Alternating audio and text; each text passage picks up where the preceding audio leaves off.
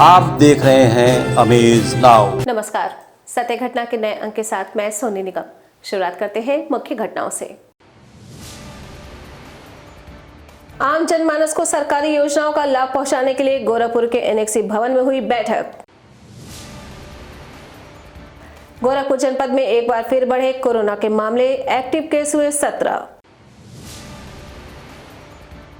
प्रदेश में ई श्रम कार्ड बनवाने के लिए लोगों में मची होड़।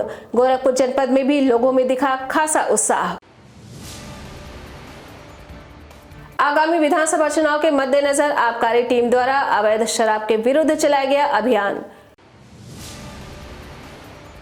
सिद्धार्थनगर पुलिस ने 2 मोटरसाइकिल चोरों को किया गिरफ्तार। गोरखपुर जनपद में कांग्रेस नेत्री के नाबालिग बेटे और ट्रैफिक पुलिस के बीच जमकर हुई मारपीट। और गोरखपुर पुलिस ने गौ तस्कर गिरोह के 2 सदस्यों को किया गिरफ्तार। घटना विस्तार। जन सेवा केंद्र के माध्यम से आम जनमानस को सरकारी योजनाओं का लाभ पहुंचाने के लिए आज गोरखपुर के एनेक्सी भवन में एक बैठक का आयोजन किया गया।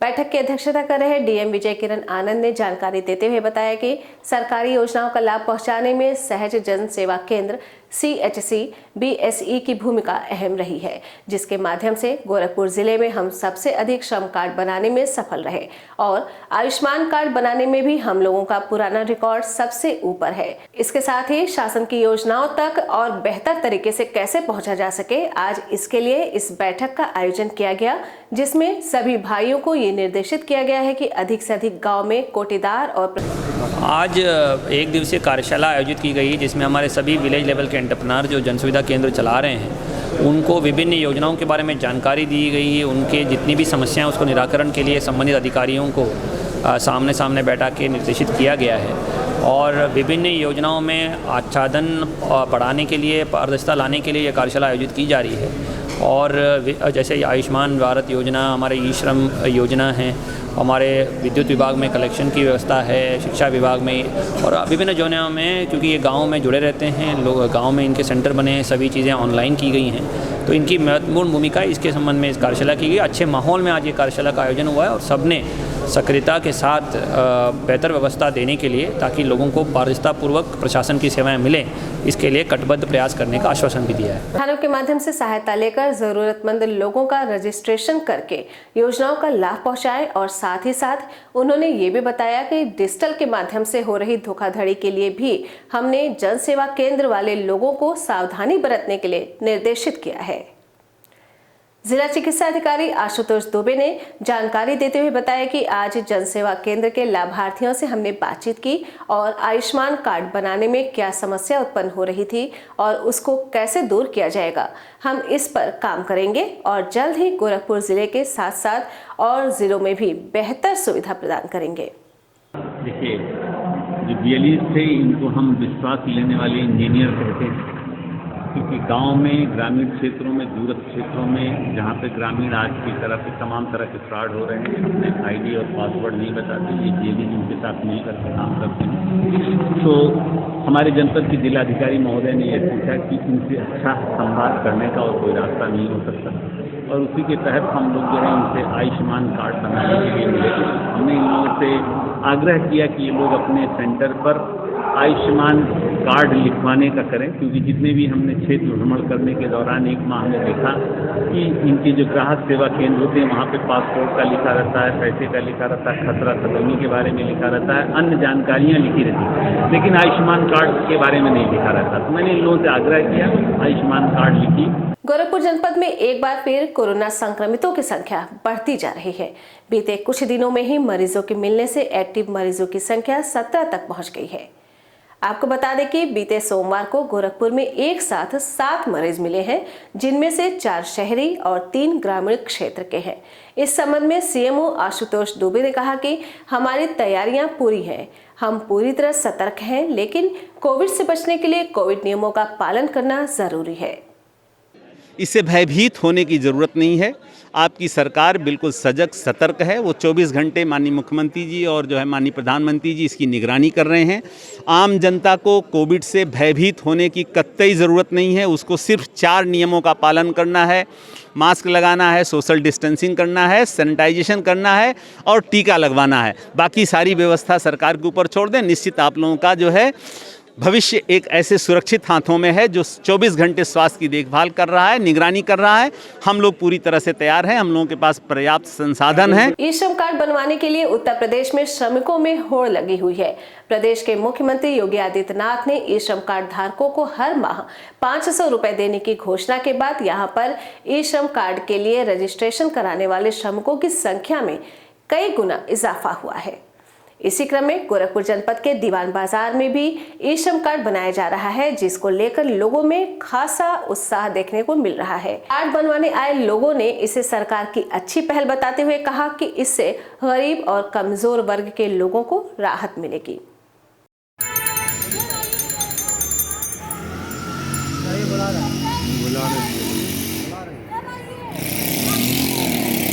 ये देखिए जो बन रहा है अभी ये सरकार की प्रक्रिया है। सरकार के वादे हैं कि हम गरीबों को पैसा देंगे। आने वाले कोरोना काल में अभी इन्होंने जितने भी वादे किए वो सारे वादे इनके पूरे हुए। इसके पहले कोई भी गवर्नमेंट आए उसके वादे पूरे नहीं हुए, लेकिन इसने जो भी चीज़ आज तक वादा किया पब्लिक से सारी चीज़ों को पूरा किया। और उसी के लिए ये लाइन लगी हुई है कि अगर 1000 रुपया मेरे घर में आता है तो हो सकता है हमारे 1000 रुपये बहुत काफ़ी काम आए। उत्तर प्रदेश पंचायती राज ग्रामीण सफाई कर्मचारी संघ गोरखपुर के तत्वावधान में कर्मचारियों की एक आवश्यक बैठक कलेक्ट्रेट परिसर स्थित संघ भवन में सकुशल संपन्न हो गया। इस दौरान बैठक में जनपद के सभी विकासखंड के नवनिर्वाचित ब्लॉक अध्यक्ष सहित अन्य नवनिर्वाचित पदाधिकारी उपस्थित रहे, जिन्होंने अपने अपने ब्लॉक में मौजूद समस्याओं के बारे में संघ के जिला अध्यक्ष रमेश कुमार भारती को अवगत कराया। मुख्य रूप से हमारे 3 एजेंडे हैं जो इस पे हम विचार विमर्श करेंगे और हम आपके माध्यम से माननीय सरकार जी को, माननीय मुख्यमंत्री उत्तर प्रदेश सरकार को से यह निवेदन करना चाहते हैं कि जो हमारी उत्तर प्रदेश पंचायती राज ग्रामीण सफाई कर्मचारी संघ के मांगे हैं उस पर ध्यान दें। हम कर्मचारी हैं, हमारी 5 सूत्री मांगें वर्षों से लंबित पड़ी हैं, जिसमें सरकार द्वारा सेवा नियमावली बनाने की बात तो कही गई है, कमेटी बना दी गई है, सेवा नियमावली अभी बनाई जा रही है। आपके माध्यम से माननीय प्रधानमंत्री, माननीय मुख्यमंत्री जी से मैं ये निवेदन करना चाहता हूँ, आग्रह करना चाहता हूँ कि जो हमारी पुरानी पेंशन बहाली की जो बातें सभी संवर्ग के लोग कर रहे हैं, आज हम भी अपनी पुरानी पेंशन बहाली के लिए माननीय मुख्यमंत्री, माननीय प्रधानमंत्री जी से आग्रह करेंगे। जिला स्वास्थ्य समिति गोरखपुर के तत्वावधान में महानगर के बैंक रोड स्थित एक निजी होटल में मीडिया कार्यशाला का आयोजन किया गया। स्वास्थ्य संचार और सुदृढ़ीकरण विषय पर आयोजित इस कार्यशाला में टीकाकरण के प्रति लोगों को जागरूक करने के लिए प्रेरित किया गया।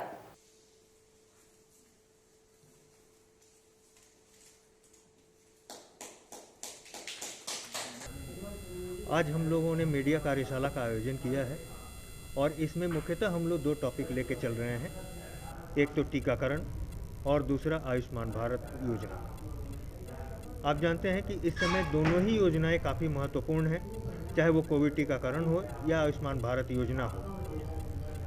कोविड टीकाकरण में अभी हमारे जनपद की गति थोड़ी सी धीमी हुई है, कुछ भ्रांतियां हैं लोगों में, उसको आपके माध्यम से हम दूर करना चाहेंगे, अपनी बात लोगों तक पहुंचाना चाहेंगे।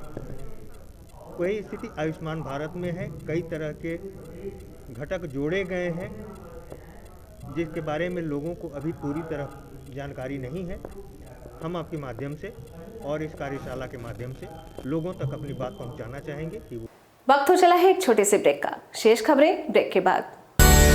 MLC CP चंद की तरफ से गोरखपुर महानगर की जनता को नव वर्ष और मकर संक्रांति की हार्दिक शुभकामनाएं।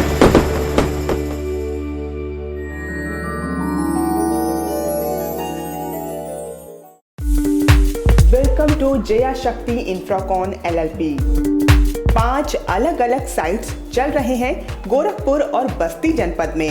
हर प्रोजेक्ट पर पाएं कम दाम में प्लॉट या बनवाएं अपने सपनों का आशियाना। Ayush golf city, Sunauli road, Gorakhpur. Ayush residency, Karjaha, Gorakhpur. Ayush smart city, Sonbarsa, Gorakhpur. Ayush global city, Madapar, Gorakhpur. Ayush green city, Parsa Jafar, Basti. हर प्लॉट की रजिस्ट्री पर मिलेगा सोने का एक सिक्का। नमस्कार, हम जया शक्ति प्रकान से। हमारा प्रयास है कि हर आय वर्ग को आवास उपलब्ध कराया जाए। आयुष सिटी का सपना, सबके पास हो घर अपना। ब्रेक के बाद आपका स्वागत है। बढ़ते हैं शेष खबरों की ओर। गोरखपुर जनपद के खजने स्थित सरिया तिवारी में 2 दिवसीय वॉलीबॉल प्रतियोगिता का आयोजन किया गया। वॉलीबॉल प्रतियोगिता का उद्घाटन इंजीनियर गिरिजेश भास्कर ने किया। प्रतियोगिता के पहले दिन का मैच औजीबीर और अवधपूर्वी टीम के बीच खेला गया। खेल का फाइनल निर्णय प्रतियोगिता के दूसरे दिन किया जाएगा।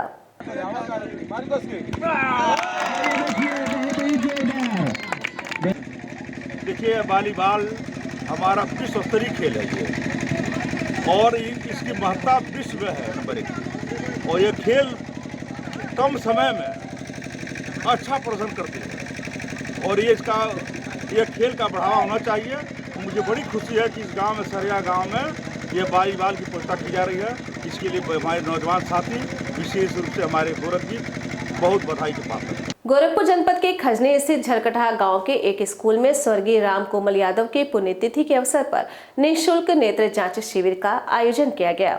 इस कार्यक्रम में बतौर मुख्य अतिथि उत्तर प्रदेश विधान परिषद सदस्य संतोष यादव उपस्थित रहे। इस दौरान स्कूल प्रांगण में आंख की समस्या से पीड़ित दर्जनों व्यक्तियों की निःशुल्क जांच की गई। इसके साथ ही इस शिविर में कोविड टीकाकरण का अभियान भी चलाया गया। हमारे बीच में हम लोगों के बड़े भाई आदरणीय रमाकांत यादव जी हैं। मैं इस मंच के माध्यम से आपका हार्दिक स्वागत अभिनंदन वंदन करता हूं। आप मंच पर आए।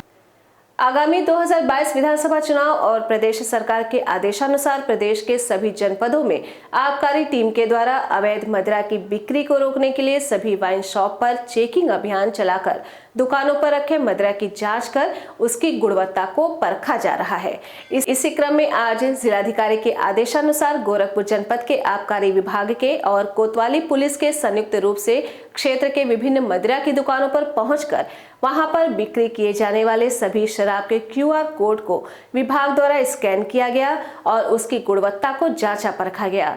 इस दौरान सभी दुकानों पर किसी प्रकार की कोई गड़बड़ी नहीं मिली और साथ ही साथ सभी दुकानदारों को सख्त निर्देश भी दिया गया कि मदिरा की बिक्री में कहीं भी किसी प्रकार के लालच में आकर कोई गड़बड़ी ना किया जाए, वरना कड़ी से कड़ी कार्रवाई की जाएगी और कहीं से भी किसी प्रकार की छूट नहीं मिलेगी। इस दौरान सीओ कोतवाली के द्वारा भी दुकानदारों को सतर्कता के लिए अपने दुकानों के बाहर और अंदर CCTV लगाने के लिए कहा गया। इस संदर्भ में मीडिया से बात करते हुए आबकारी निरीक्षक राकेश कुमार त्रिपाठी ने बताया कि प्रदेश सरकार के आदेशानुसार ये चेकिंग अभियान आगे भी चलता रहेगा।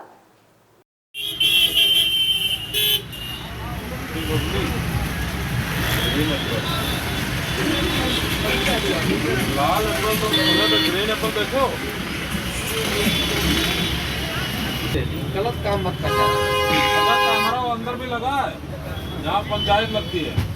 अधिकारी महोदय के निर्देश पर जनपद गोरखपुर में आबकारी और पुलिस और जो है राजस्व की टीम बनाई गई है और उप जिलाधिकारी महोदय के नेतृत्व में दुकानों का निरीक्षण भी हो रहा है। तो हम लोग वहीं सीओ कोतवाली साहब के नेतृत्व में आज सुबह से कोतवाली थाना क्षेत्र की जो दुकानें हैं उनका निरीक्षण किया जा रहा है। सारे स्टॉक का मिलान किया जा रहा है। ये देखा जा रहा है कि जो कौवे वगैरह हैं वो स्कैन हो रहे हैं कि नहीं हो रहे हैं, और इनको सख्त निर्देश भी दिया जा रहा है कि आगामी चुनाव के अंदर मद्देनज़र, क्योंकि शराब एक संवेदनशील वो होता है, विषय होता है चुनावों में, तो किसी भी तरह के ये लोग किसी प्रलोभन में या किसी के लालच में आके कोई गलत काम ना करें और बिल्कुल जो नियम कानून है उसके अनुसार जो है अपनी दुकानों का संचालन करें।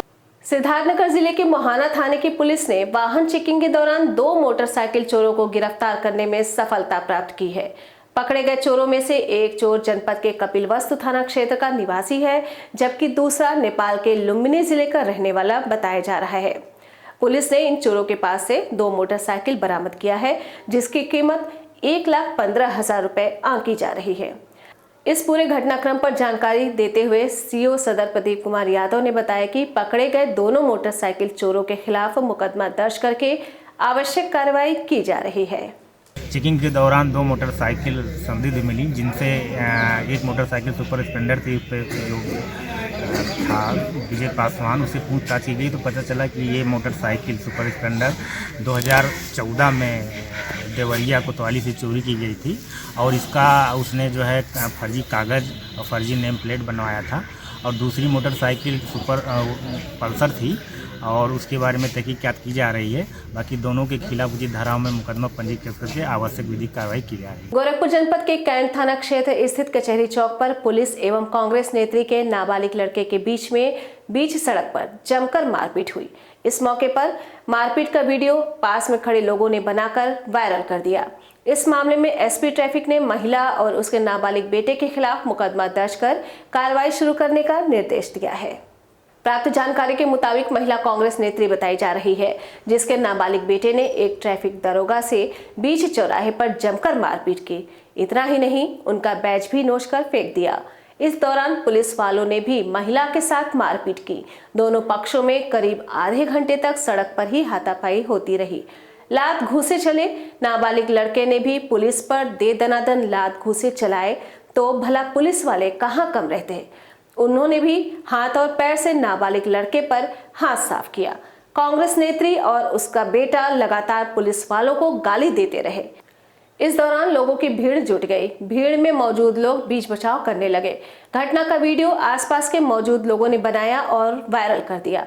बाद में पहुंचे ट्रैफिक इंस्पेक्टर और महिला पुलिसकर्मियों के सहयोग से कांग्रेस नेत्री और उसके बेटे को कैंट थाने लाया गया। इस दौरान एसपी ट्रैफिक भी मौजूद रहीं, जिन्होंने तत्काल कार्रवाई करने का निर्देश भी दे दिया। आपको बता दें कि कांग्रेस नेत्री ने ट्रैफिक दरोगा को थप्पड़ मारा था, जिसको लेकर इस पूरे मामले ने तूल पकड़ लिया और इस पूरे मामले की कार्रवाई में पुलिस जुट गई है।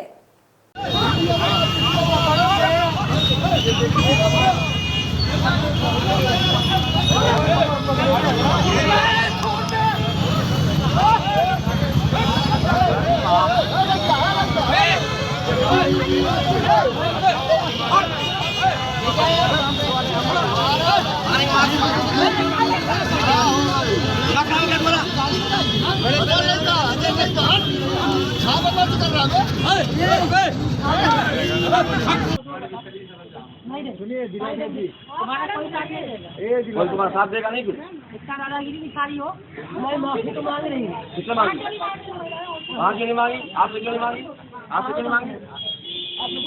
2 बजे की बात है। कचहरी चौराहे पे एक महिला ने जो हमारे तैनात व्यवसायी जो कचहरी चौराहे पे थे, उन्होंने एक बाइक को रोका जिससे लोग ट्रिपलिंग कर रहे थे। तभी वहाँ पे एक महिला आ गई और बताने लगी कि जिस बाइक को रोका गया है उसमें से जो ट्रिपलिंग कर रहे थे उसमें से एक लड़का उसका बेटा था। उसने बातचीत के दौरान पीएसआई से हाथापाई कर ली। इस संबंध में कैंट थाने पे मुकदमा दर्ज करके महिला के खिलाफ कार्रवाई की जा रही है। हालांकि कांग्रेस जिलाध्यक्ष निर्मला पासवान ने उनके पार्टी में होने से इनकार किया है। वो महिला जो मारपीट की है, हम लोग तो उसके बारे में पूरा जानते नहीं है, लेकिन वो कांग्रेस की नहीं है। कांग्रेस की नहीं है, वो मानसिक पीड़िता टाइप में लग रही है। लेकिन महिला होने के नाते हम लोग इसकी मदद की। पुलिस के ऊपर हाथ उठाना ये अच्छी बात नहीं है। पुलिस पर पथराव और फायरिंग कर गोरखपुर सहित अन्य जनपदों में दहशत पैदा करने वाले गौ तस्कर गिरोह के 2 सदस्यों को गुलरिहा पुलिस ने गिरफ्तार करने में सफलता प्राप्त की है। पकड़े गए तस्करों के नाम असलम व मनु है। इस बात की जानकारी देते हुए एसपी सिटी सोनम कुमार ने बताया कि ये गिरोह शहर और ग्रामीण अंचलों से पशु तस्करी का काम करता है, जो अपनी गाड़ियों में ईंट पत्थर रखे रहते हैं। जो भी इनको रोकने का प्रयास करता है उस पर ये हमला कर देते हैं। वहीं तस्करों ने बताया कि वो गिरोह के रूप में काम करते हैं। अभी और सब होंगे इसमें। कितने लोग तुम लोग थे? कितने लोग थे? हम जेल नहीं गए हैं सर। हम जेल नहीं। तुम गए हो जेल? एक बार गए? इस सब कितने दिनों से कर रहे थे? वही चीज बताओ। वो है एक ही बार हुआ है हमारा। एक ही बार क्यों हुआ है? अगले साल में आप कितने लगेंगे? सही सर एक ही बार हुआ है। पहली बार जा रहे हो? नहीं जेल नहीं गए हैं। हाँ पहली बार जेल जा रहे हैं। अच्छा पहली बार जेल जा रहे हैं। कितने दिनों से ये धंधा कर रहे थे? धंधा कितने दिनों से?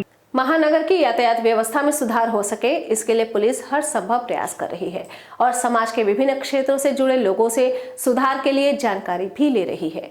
इसी क्रम में एसपी सिटी सोनम कुमार और एसपी ट्रैफिक इंदु प्रभा सिंह ने पुलिस लाइन स्थित व्हाइट हाउस में पत्रकारों के साथ एक गोष्ठी का आयोजन किया, जिसमें पत्रकारों से भी यातायात व्यवस्था सुधारने के लिए फीडबैक लिया गया। जो आप सबका ही शहर है और हम लोग तो यहाँ पे आए हैं बस कुछ समय के लिए, तो आप लोगों का जो फीडबैक रहेगा वो हमेशा ज़्यादा इंपॉर्टेंट रहेगा। अपने तरफ से हम पूरा प्रयत्न कर रहे हैं, जीपीएस डेटा कलेक्ट कर रहे हैं, रेडार बेस्ड सिस्टम लगाया जा रहा है, आईटीएमएस के जो कैमरे हैं वो लगाए जा रहे हैं, ऑटोमेटिक चालान होंगे और पट्टों को बंद किया जा रहा है, खोला जा रहा है, कई तरह के एक्सपेरिमेंट किए जा रहे हैं, वन वे किया जा रहा है। लेकिन सबसे महत्वपूर्ण है कि आप लोगों का फीडबैक है, वही फीडबैक हमने लिया है। इसके अतिरिक्त डीआईजी महोदय के आदेशानुसार कल से जो है ट्रैफिक में डीडीएमएस ऐप डेली लगेगा। अभी तक जो डीडीएमएस ऐप था हमारा डायनेमिक ड्यूटी मैनेजमेंट सिस्टम, जिसका हमने डीजीपी महोदय को भी प्रेजेंटेशन दिया था और काफ़ी लोगों को इंटरेस्टिंग भी लगा ये आइडिया कि इससे ड्यूटियाँ समय पर पहुँचती हैं। तो ये हम सिर्फ वीआईपी विजिट में यूज़ कर रहे थे और कभी कभार ट्रैफिक में या फिर बाकी चीज़ों में यूज़ करते थे, परंतु डीआईजी महोदय का आदेश ये हो गया है कि लगातार ट्रैफिक की ड्यूटियों को इससे ट्रैक किया जाए। पूर्व मुख्यमंत्री अखिलेश यादव के कार्यों को जन जन तक पहुंचाने के लिए 11 नवंबर को झांसी से शुरू हुई अखिलेश रेवोल्यूशन यात्रा आज गोरखपुर पहुंची। इस यात्रा के माध्यम से समाजवादी पार्टी 2012 से लेकर 2017 तक अपनी सरकार में किए गए कार्यों को जन जन तक पहुंचाने के लिए अखिलेश के काम जनता के नाम मुहिम के तहत लोगों में जन चेतना जगा रही है। ये यात्रा झांसी से निकलकर बुंदेलखंड, प्रयागराज, लखनऊ, कानपुर होते हुए आज गोरखपुर पहुंची। इसके बाद ये यात्रा बनारस, इलाहाबाद के बाद झांसी जाकर समाप्त होगी। यात्रा को लेकर गोरखपुर पहुंचे झांसी के पूर्व महापौर एवं सपा के वरिष्ठ नेता राहुल सक्सेना ने कहा कि अखिलेश का काम आम जनता के नाम मुहिम के तहत पूरे उत्तर प्रदेश में जन चेतना यात्रा निकाली जा रही है और बिगुल बजाकर सपा कार्यकाल में हुए विकास कार्यों का प्रचार प्रसार किया जा रहा है।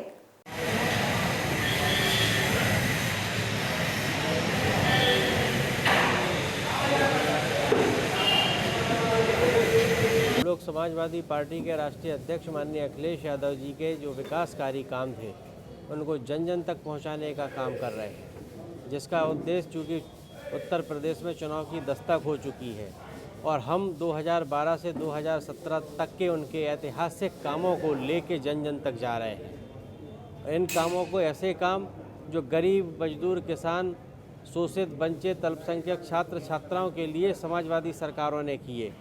लैपटॉप 18 लाख से अधिक लैपटॉप देने का काम समाजवादी सरकार ने किया। जो गरीबों के और किसानों के बच्चों को उन्होंने आधुनिकता की दौड़ में शामिल किया। हम लोग समाजवादी लोग हैं, विकासवादी लोग हैं। हमारा एजेंडा सदैव विकासवादी और प्रगतिशील सोच का रहा है। सत्य घटना के आज के अंक में बस इतना ही। तेज, सटीक और ताज़ी घटनाओं को जानने के लिए जुड़े रहे अमेज नाउ के फेसबुक पेज, यूट्यूब चैनल और वेब पोर्टल से। नमस्कार।